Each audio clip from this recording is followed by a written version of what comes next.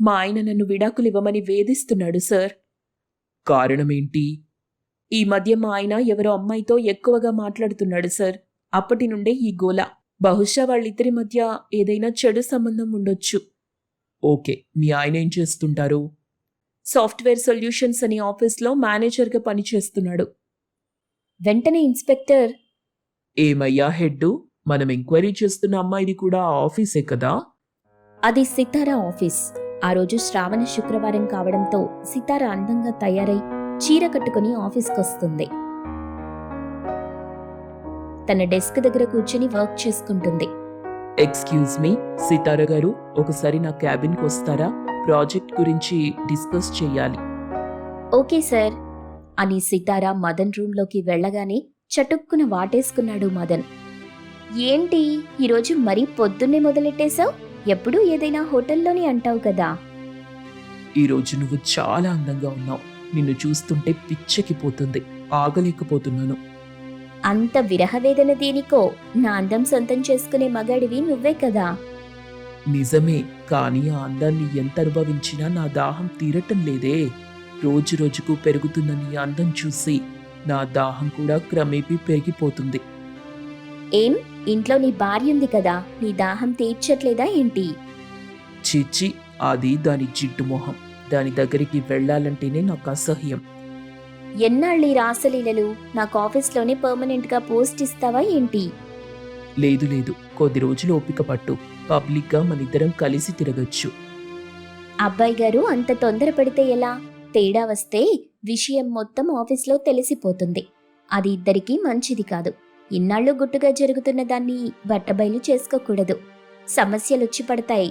సాయంత్రం వరకు కాస్త ఓపిక పట్టు. హోటల్కెళ్ళాక నీ కోరిక తీరుస్తాను. సర్లే, నీ పెళ్లి చూపుల పరిస్థితి ఏంటి? డోంట్ వరీ, వాడి పెళ్లికి ఒప్పుకోడులే. ఒకవేళ ఓకే అన్నా కానీ నాకొచ్చిన నష్టమేముంది? ఇంతకు ముందు ఆ నలుగురిలాగే వీడి ప్రాణాలు కూడా గాల్లో కలిసిపోతాయి. నీ తెలివికి నా జోహార్లు. ఇలాంటి ఆలోచన ఎవ్వరికీ రాదు. మరి పెళ్ళయ్యాక చంపితే ఖచ్చితంగా భార్య మీదే అందరికీ అనుమానం వస్తుంది. దొరికిపోవటం ఈజీ. అదే పెళ్లికి ముందు చంపితే అసలు పెళ్లి కూతురు మీద ఎవ్వరికీ అనుమానం రాదుగా.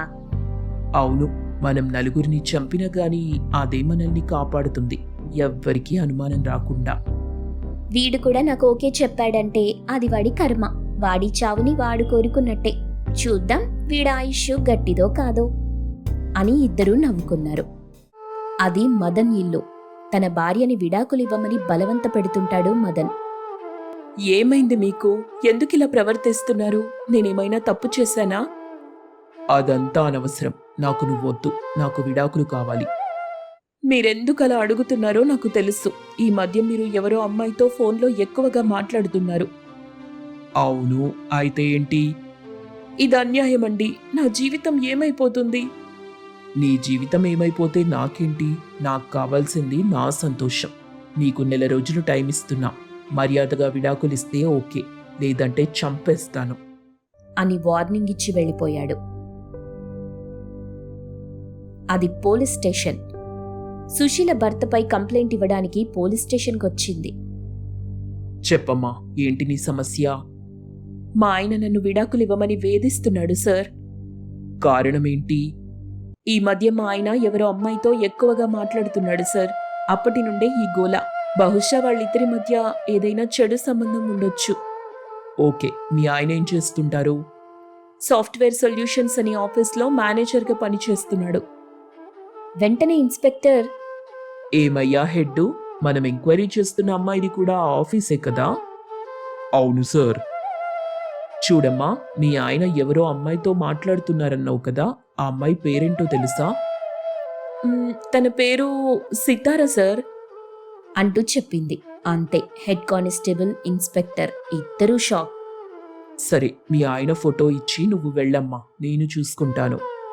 సరే సార్ అని చెప్పి తన భర్త ఫోటో ఇన్స్పెక్టర్కిచ్చి వెళ్ళిపోయింది. ఈ సితార దగ్గర మనకు తెలియని విషయం ఏదో దాగుందయ్యా హెడ్డు. నువ్వొక పని చెయ్యి, ఆ అమ్మాయిని కొన్నాళ్ళు ఫాలో అవ్వు. అలాగే సార్. అది సితారా ఇల్లు. సితారా, మగపెళ్లి వాళ్ళు ఫోన్ చేశారు. ఆ అబ్బాయికి నువ్వు నచ్చావంట. సంబంధానికి ఓకే చెప్పేశారు. అది విని షాక్ అయింది సితారా. సుందరం రాజ్యం చాలా సంతోషంగా ఉన్నారు. వాళ్ళకి నిశ్చితార్థాలు కలిసి రావంట, నేరుగా పెళ్ళే పెట్టుకుందామన్నారు. నేను కూడా సరే అనేశాను. సితారకి ఏం మాట్లాడాలో అర్థం కాలేదు. మీ ఇష్టం నాన్న అని ఊరుకుంది. కానిస్టేబుల్ సితారని ఫాలో చేస్తున్నాడు. ఒకరోజు సితార హోటల్కి వస్తుంది. అక్కడ మదన్ కూడా ఉన్నాడు. ఇద్దరూ హోటల్ గదిలోకి వెళ్ళిపోయారు. వెంటనే హెడ్ కానిస్టేబుల్ ఇన్స్పెక్టర్కి ఫోన్ చేశాడు. సార్, మీ అనుమానం నిజమే. వీళ్ళిద్దరిపై ఏదో ఒక డౌట్ కొడుతుంది నాకు.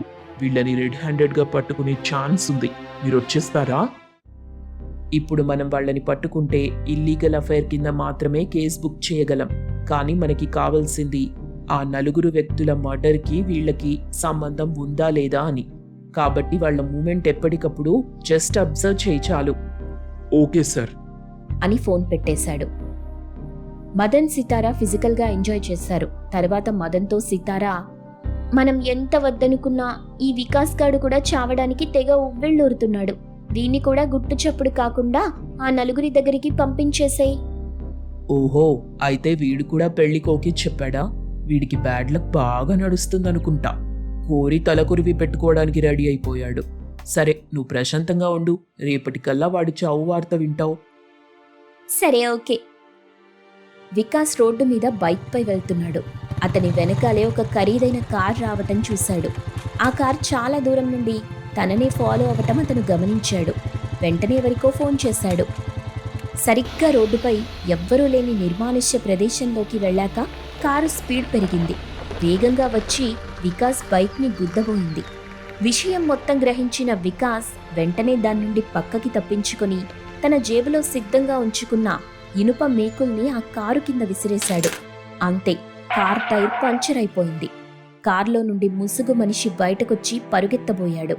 ఎదురుగా ఇన్స్పెక్టర్ రివాల్వర్ గురిపెట్టి నిలబడున్నాడు. వెనక్కి పరుగెత్తపోయాడు. వెనకాల వికాస్ కూడా రివాల్వర్తో గురిపెట్టి ఉన్నాడు. మిమ్మల్ని పట్టుకోవడానికి నేను ఎరగా వేసిన మా పోలీస్ ఆఫీసరే ఈ వికాస్. ఆ ముసుగు మనిషి కళ్ళలో ఆశ్చర్యం స్పష్టంగా అర్థమవుతుంది. తప్పించుకునే అవకాశం లేక ఆ ముసుగు మనిషి చేతులు పైకెత్తి లొంగిపోయాడు. ఇన్స్పెక్టర్ అతని దగ్గరికి వెళ్లి అతని ముఖానికి ఉన్న ముసుగు తీశాడు. అతను ఎవరో కాదు, మదన్. యూ రాస్కల్, ఇన్నాళ్ల నుండి తప్పించుకుంటున్నావు. ఎంతటి తెలివైన నేరస్తుడైనా ఏదో ఒక రోజు పట్టుబడక తప్పదు.